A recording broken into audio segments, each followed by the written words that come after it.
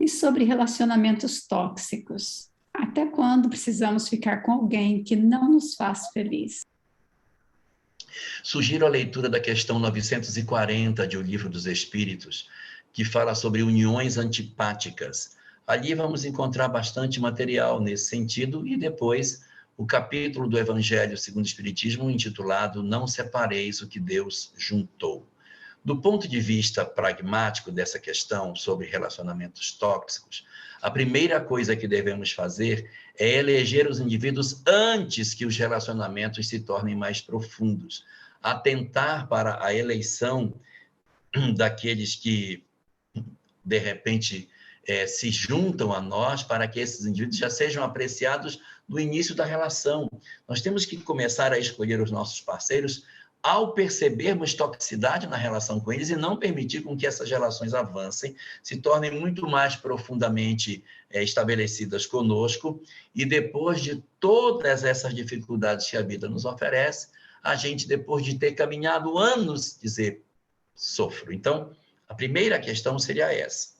Agora, para quem já vive o processo da relação tóxica, é preciso, sim, avaliar se nós estamos dispostos a investir as nossas vidas na tentativa de fazermos algo em prol daquele que está ao nosso lado.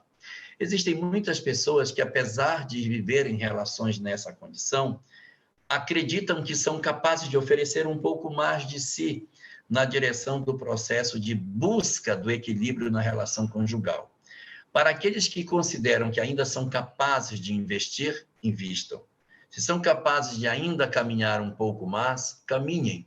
No Livro da Esperança, no capítulo 76, tem uma mensagem chamada Uniões de Prova, onde Emmanuel sugere que, nas relações difíceis, que a gente esforce-se para tentar corrigi-las, lembrando sempre que se eu abandono a relação pela metade, porque ela não me agrada, eu posso levar complexos de culpa que me perseguirão no futuro. Então, faça tudo que você puder para que no futuro você diga a si mesmo, eu, hoje, na condição que eu estou, no momento que eu estou vivendo, eu posso dizer que eu já fiz tudo o que eu podia por essa relação. Então, a partir do momento que eu já fiz tudo, então eu posso dizer que a pessoa está numa condição nova nesse sentido. Agora, o que fazer dentro das circunstâncias das relações tóxicas? No livro Encontro Marcado, Emmanuel diz o seguinte, que as decisões com relação à ruptura dos relacionamentos afetivos, elas são sempre decisões lamentáveis. Elas são sempre lamentáveis, mas embora algumas vezes se mostrem justas. Então, quando você observar que o relacionamento leva você a uma condição na qual o indivíduo percebe que acontece na separação um mal menor diante de uma possibilidade de um mal maior, uma violência, uma agressão, um esfacelamento do meu equilíbrio emocional, porque não é só a pressão física, mas às vezes você vive com uma pessoa que ofende você, que agride você com palavras, ou, não ofende, não agride, mas ela vigia você demais. Ela não dá paz a você um só segundo.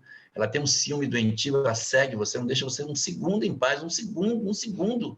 Então, você pode entrar até num processo de desequilíbrio emocional por alguém que te persegue dia e noite, vigiando todos os seus olhares, todas as suas falas, todas as suas movimentações.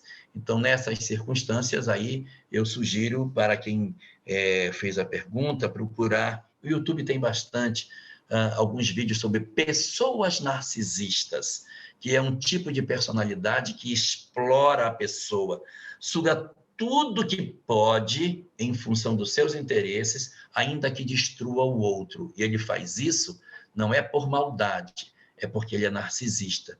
Ele se enxerga apenas e ele não enxerga o outro. É quase que uma psicopatia, é quase que um psicopata, mas é o chamado indivíduo narcisista e não tem cura.